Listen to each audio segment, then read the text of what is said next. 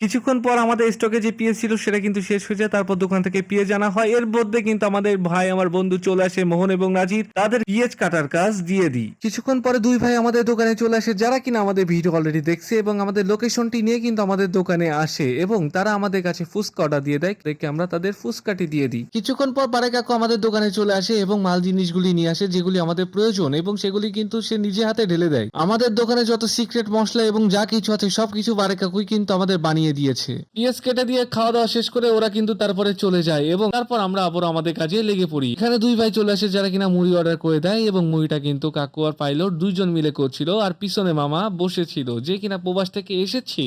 এখানে আরো একটি ফুচকার অর্ডার পেয়ে যায় যে ফুচকাটি কিন্তু পাইলট নিজে হাতে বানাচ্ছিল। ভাই আমারে কোনো কিছুই করতে দেয় না পাইলট যখন দোকানে থাকে। এখানে একটি ভাই আসে যে কিনা ভেলপুরি অর্ডার করে, তার জন্য কিন্তু ভেলপুরি আলাদা করে আমরা স্পেশাল বানিয়ে দিয়েছিলাম কারণ সে কিন্তু আমাদের ফ্যামিলির একজন অংশ, অর্থাৎ সে কিন্তু আমাদের একজন ফলোয়ার ভাই। তো তারপরে তার কাছ থেকে কিন্তু আমরা বিদায় নিয়ে নিই, কিন্তু দুঃখের বিষয় হলো তার ছোট ভাইয়ের এই দিন জ্বর ছিল, এই জন্য কিন্তু তার ছোট ভাই তার সাথে আসতে পারে নাই।